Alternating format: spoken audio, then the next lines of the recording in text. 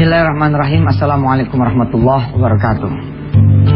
Ketika masa kecil saya disuguhkan oleh ayah saya dan saudara-saudara saya, ya paman-paman saya dan guru-guru saya, bacaan-bacaan yang menggugah hati saya sebagai seorang anak. Bermimpi ingin menjadi si fulan dan si fulan, bermimpi ingin menjadi orang besar ini, orang besar itu, bermimpi ingin menjadi orang yang seperti ini dan seperti itu. Salah satunya saya disuguhkan kisah tentang Umar bin Abdul Aziz. Subhanallah, saya membaca dalam buku 30 kisah teladan ya, yang dihadiahkan oleh orang tua kami. Suatu saat Umar bin Abdul Aziz ini membuat dia punya khadimnya, pembantunya itu pingsan. Wah, kenapa pembantunya ini pingsan? Rupanya ya, Umar bin Abdul Aziz itu dikipasin. Itu dikipasin, tidur. Begitu tidur, Umar bin Abdul Aziz bangun melihat si pembantunya ini tidur. Lalu gantian Umar bin Abdul Aziz ngipasin si pembantunya. Wah gitu, si pembantunya mendusin, kalau kata orang Betawi gitu, bangun mendusin, melihat yang ngipasin adalah kaisar, tuannya, sultannya, rajanya, pingsan dia. Subhanallah. Bagaimana juga saya diajarkan ketika kecil kisah tentang Salahuddin Al-Ayyubi. Bagaimana ketika beliau mendengar Raja Richard itu kemudian sakit, dia memilih membreak peperangan, lalu kemudian beliau langsung mendatangi sang raja di tendanya langsung dan diobati oleh beliau. Ketika tahu sang raja bahwa yang mengobati adalah musuhnya, yakni Salahuddin Al-Ayyubi, beliau kagum luar biasa. Dia bilang, kamu saat itu sebenarnya saat ini bisa saja membunuh saya, tapi luar biasa. Nah, inilah akhlak-akhlak yang seperti ini yang kita akan pelajari pada pagi hari ini. Kita pun sudah melihat tadi bagaimana tayangan VT, tayangan ya mengajarkan kepada kita bagaimana menjadi seorang kaya tapi yang tetap kemudian berakhlak mulia. Ya, walaupun juga tidak ada halangan seorang yang miskin pun memiliki akhlak yang mulia. Karena orang sombong kaya kadang-kadang masih enak dilihat. Begitu orang miskin yang sombong, ya mudah-mudahan kita semua bisa menjadi orang kaya lahir batin yang kemudian memiliki kemuliaan. Kita akan mendengar bacaan dari Syekh Muhammad meneruskan lagi khataman Quran kita yang dari hari-hari sebelumnya. Nanti saya akan langsung lanjut kepada pembahasan kita pada hari ini. Selamat mendengarkan, mudah-mudahan Allah membuka rahmat buat kita semua. A'udzu billahi minasy syaithanir rajim. Qalu ud'u lana rabbaka yubayyin lana ma launuha. قال إنه يقول إنها بقرة صفراء فاقع لونها تسر الناظرين قالوا ادع لنا ربك يبين لنا ما هي إن البقرة شابه علينا وإنا إن شاء الله لمهتدون قال إنه يقول إنها بقرة لا ذلول تثير الأرض ولا تسقي الحرث مسلمة لا شية فيها قالوا الآن جئت بالحق فذبحوها وما كادوا يفعلون صدق الله العظيم. Alhamdulillah masih bersama Yusuf Mansur di Wisata Antv. Saya tetap menunggu dengan setia saran dan kritik saudara lewat @Yusuf_Mansur. Saya mohon maaf apabila dalam saya mengajar barangkali ada ketidaktawaduan, terutama ketika bercerita tentang amal-amal diri sendiri. Saya beristighfar pada Allah bahwa saya nawaitu kan ketika saya berkisah, bercerita tentang diri saya, ini adalah untuk mengajar, uswatun hasanah. Sebisa mungkin saya akan menghindari kalau memang tidak terlalu penting bercerita tentang diri saya pribadi. Baik saudara-saudara semua, beberapa kisah ya yang ingin saya sampaikan kepada saudara semua adalah dengan harapan pagi hari ini kita belajar bagaimana kita menjadi manusia yang tawadhu, rendah hati, mau menerima kebenaran, dan terutama lagi rendah hati di hadapan keagungan Allah Subhanahu wa taala. Ada satu kisah dari Rasulullah sallallahu alaihi wasallam, ini saya sudah tuliskan ini. Saudara nanti bisa melihat di www.wisatahati.com. Ya, bagaimana Rasulullah suatu hari berjalan dengan 3 orang sahabat. Perjalanan yang cukup jauh dan melelahkan. Kemudian Rasulullah menyuruh untuk membeli seekor kambing dan menyembelihnya. Salah seorang sahabat berkata kepada Rasul, "Ya Rasulullah, biar aku yang menyembelihnya." Lalu sahabat lain berkata, "Saya yang mengulitinya." Sahabat yang lain juga mengatakan, "Biar saya yang memasaknya." Lalu kemudian Rasulullah dengan rendah hatinya berkata, "Saya yang akan mencari kayu bakarnya." Allah. Belum pernah kan ketemu seorang presiden direktur begitu, ketika turun, ya, lalu dia bilang sama dia punya office boy, "Saya bantu ya." Ngepel. Kayaknya nggak ada itu. Kalau ada juga pingsan juga itu si office boy ya kan. Hah? Kita kalau jadi presiden direktur dipanggil nama aja bisa dipecat itu orangnya kan. Kita lewatnya jadi presiden direktur jadi direktur atau jadi kepala lah, jadi divisi apa gitu. Terus dipanggil nama, Yusuf. Kita bingung. Kok ada yang manggil nama gue Yusuf nih? Kagak pakai bapak, kagak pakai apa. Terus yang manggil office boy itu. Kira-kira bagaimana ceritanya?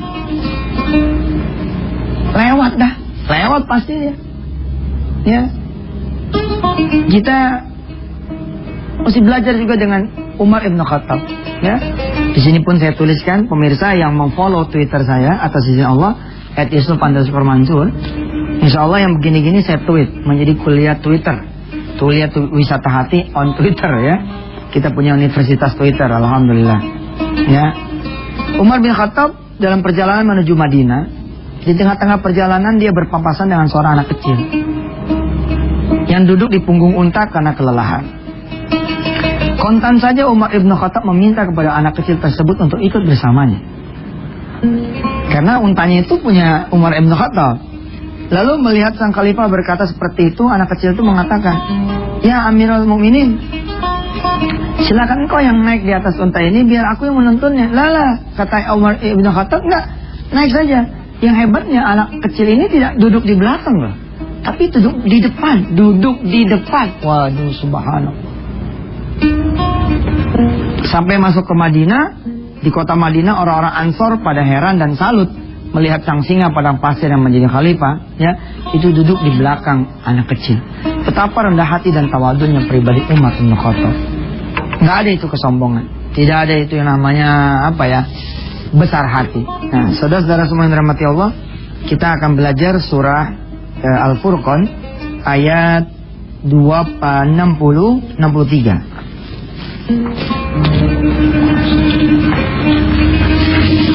Surah Al-Furqan ayat 63. A'udzubillahi minasyaitonir rajim.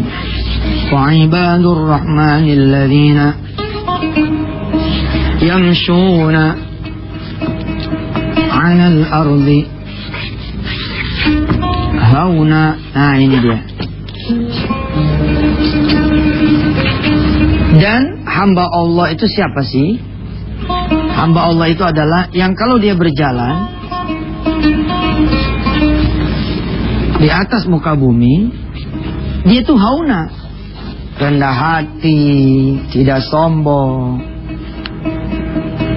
Memang ini kadang-kadang bahasa tubuh ya. Ada orang-orang yang memang turun dari mobil mewahnya, tapi orang-orang tidak melihat dia sebagai orang yang angkuh gitu. Ada juga orang yang keluar dari mobil bututnya, tapi subhanallah. Dan kita belajar langsung kepada Allah Rabbul Jalal, bagaimana Allah memperkenalkan dirinya di ayat pertama.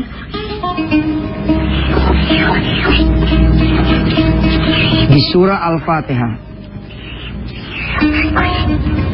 Nih lihat.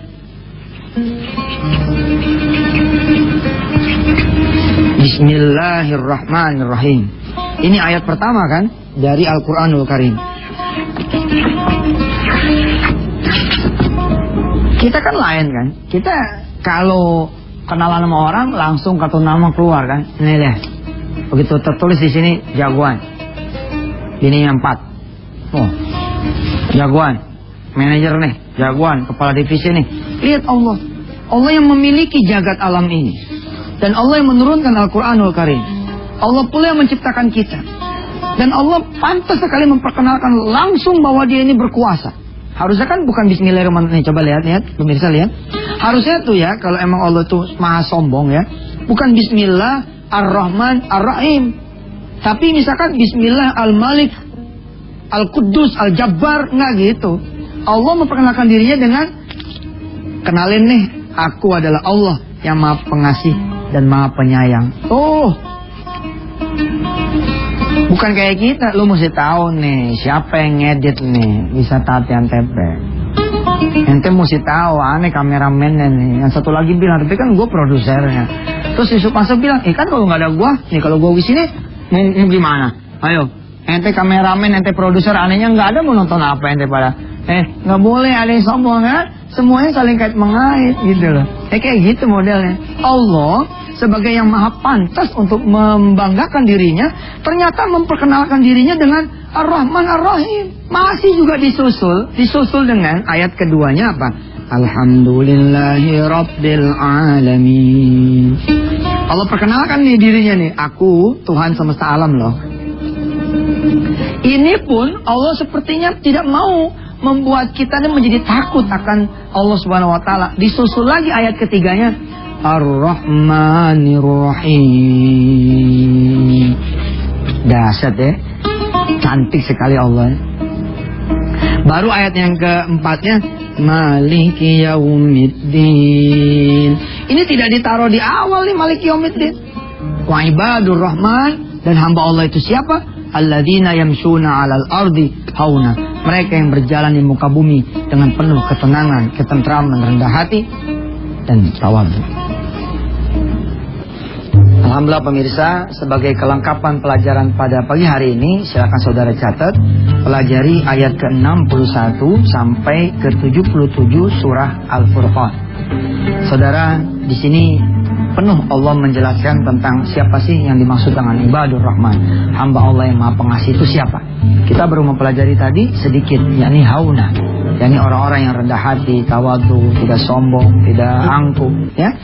Saya akan bacakan ayatnya untuk Anda semua, dan silakan saudara pelajari setelah saya nanti mengucapkan salam. Langsung dilihat terjemahannya, dan mudah-mudahan Allah menggolongkan kita semua menjadi hambanya yang maha pengasih, maha penyayang. Amin ya rabbal alamin. A'udzu billahi minasy syaithanir rajim. Tabarakalladzi ja'ala fis samaa'i burujan wa ja'ala fiha sirajan wa qamaran munira. وهو الذي جعل الليل والنهار خلفة لمن أراد أن يذكر أو أراد شكورا وعباد الرحمن الذين يمشون على الأرض هونا وإذا خاطبهم الجاهلون قالوا سلاما والذين يبيتون لربهم سجدا وقياما والذين يقولون ربنا اصرف عنا عذاب جهنم إن عذابها كان غراما إنها ساءت مستقرا ومقاما والذين إذا أنفقوا لم يسرفوا ولم يقتروا وكان بين ذلك قواما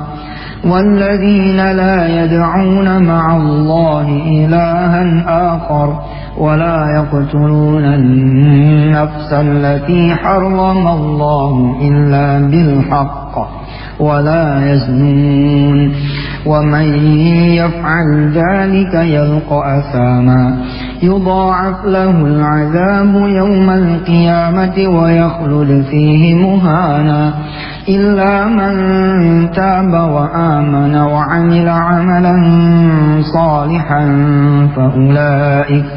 فأولئك يبدل الله سيئاتهم حسنات وكان الله غفورا رحيما ومن تاب وعمل صالحا فإنه يتوب إلى الله متابا والذين لا يشهدون الزور وإذا مروا باللغو مروا كراما والذين إذا ذكروا بآيات ربهم لم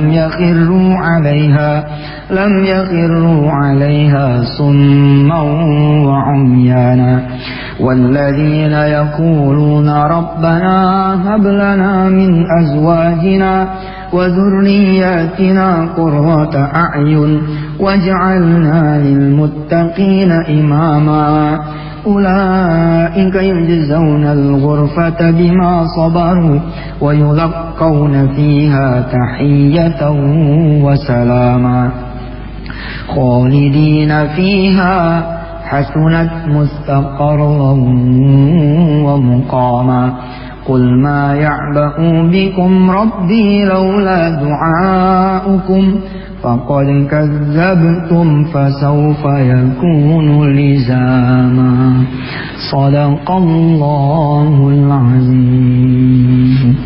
Pemirsa, silakan dipelajari ayat ke-61 sampai 77 dari surah Al-Furqan. Satu demi satu Allah menjelaskan secara detail. Saudara mau menjadi hambanya Allah yang pengasih dan penyayang, maka Allah perlihatkan, pendengarkan dan ajarkan kepada kita lewat rangkaian-rangkaian ayat yang tadi. Harapan saya saudara, acara wisata Antv ini bukanlah acara yang bisa menuntun saudara pasti gitu ya, menjadi yang ahli dalam urusan agama. Tentu tidak.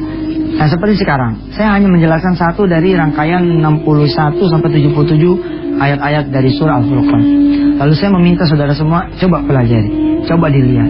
Ada ini, ada ini, ada ini. Di antara ayat yang tadi itu ada ayat tentang bagaimana saudara memohon kepada Allah agar Allah menghadiahkan saudara semua anak-anak yang qurrata ayun.